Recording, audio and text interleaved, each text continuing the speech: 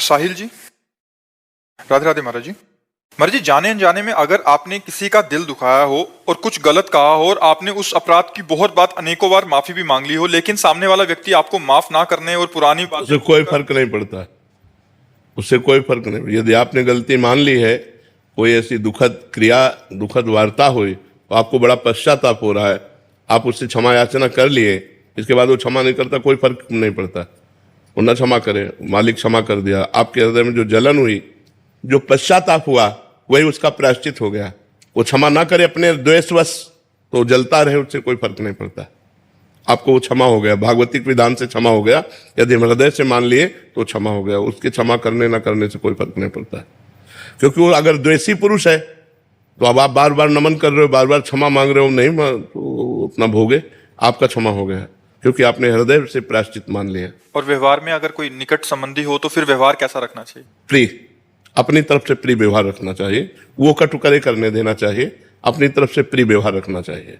अपनी तरफ से दोबारा चूक नहीं होनी चाहिए, अपनी तरफ से प्यार भरा व्यवहार होना चाहिए। और वो कटु करे तो करने दे, कोई उससे फर्क नहीं पड़ता, क्योंकि वो अपने स्वभाव से बरत रहा, आप अपने स्वभाव से बरत रहे हैं। उसका स्वभाव द्वेषी है, वो जलेगा, वो आपका उपहास करेगा, आपकी निंदा करेगा, आपको दुख पहुंचाने की चेष्टा करेगा। आप मृदु मुस्कान के साथ उसका पवित्र व्यवहार कीजिए, तो वो भगवान देख रहे हो, आपका मंगल करेंगे। मुस्कान जी, पुणे से। राधे राधे महाराज जी। महाराज जी, मैं श्री कृष्ण जी को माधुर्य रस के भाव से नित्य स्मरण करती हूँ और गीता जी का पाठ 2 वर्ष से कर रही हूँ, परंतु महाराज जी मेरी हिंदी अच्छी नहीं होने के कारण श्लोक का शुद्ध उच्चारण सही प्रकार से नहीं कर पाती। महाराज जी, ये मेरे हृदय की एक प्रकार की कमी नहीं होता है महाराज जी। भगवान इस श्लोक से नहीं मिलते। मान लो कोई संस्कृत का भारी विद्वान है, तो क्या उसको भगवान मिल जाएंगे? क्या भगवान भाव से मिलते हैं। आप हिंदी पढ़िए गीता जी की, और उन जो गीता जी कह रही वो जैसे मानो, अनन्य चेता सततम यो माम स्मृति नित्यसः तस्याहम सुलभा पार्थ नित्ययुक्त से योगिनः। ये श्लोक पढ़ लिया, अब इसका हम भाव नहीं समझा, तो पुण्य तो हो जाएगा लेकिन लाभ नहीं मिलेगा। लाभ क्या है? जो हम इसका भाव पड़ा, भगवान कह रहे हैं जो मेरा अनन्य चिंतन करता है, जो मेरे से युक्त हो जाता है, मेरा ही भरोसा रखता है, मैं उसके लिए सुलभ हो जाता हूं। अब ये बात पकड़ लो कि भगवान कह रहे हैं मेरा जो अनन्य चिंतन करता है, मेरा दृढ़ भरोसा रखता है, मेरे से युक्त रहता है, मैं उसे प्राप्त हो जाता हूं। एक श्लोक की बात मान लो, पूरी गीता का फल मिल जाएगा। कोई श्लोक में एक श्लोक की बात मान लो, हम पूरी गीता कंठस्थ कर लें और भजन न करें तो हमें लाभ नहीं मिलेगा। हम एक श्लोक की बात पकड़ लें कि भाई भगवान कह रहे मेरा निरंतर भजन करो, बस रोज हिंदी से, तो हिंदी आती तो अर्थ तो पढ़ ही रहे ना, तो बस खूब भजन करो और अर्थ पढ़ो। भगवान इसी से प्रसन्न है। भगवान हर विद्या से भगवान की प्राप्ति होती है। मान लो संस्कृत एक विद्या है, अब सबको संस्कृत नहीं याद, तो क्या वो भगवत प्राप्ति नहीं कर सकता? वो कर सकता है। हिंदी हमारी मातृभाषा है, ये तो हमें सहज में याद है, सहज में हमारा अधिकार हिंदी में। संस्कृत है, अंग्रेजी है, महाराष्ट्री है, उड़ीसा भाषा है, उर्दू भाषा, अलग अलग भाषाएं, सब अपनी अपनी भाषा से भगवान को भजते हैं। तो भगवान से ही तो हर भाषा का प्रादुर्भाव हुआ। तो हम अगर हिंदी से प्रार्थना करते हैं तो हमें भगवान की प्राप्ति हो जाएगी। हम हिंदी से अर्थ पढ़ लेते हैं तो भगवान की प्राप्ति हो जाएगी, इसमें कोई संशय नहीं। चतुर्दशी जी हम पढ़ते हैं, लेकिन उसका मतलब पूरा मीनिंग हमें भी कभी कभी नहीं आता। हाँ, अगर ना भी समझ में आए तो ये मंत्र है, श्याम श्यामा प्रगट प्रगट अक्षर निकट प्रगट रस्त्रवत अति मधुर वाणी, ये दिव्य लीला है।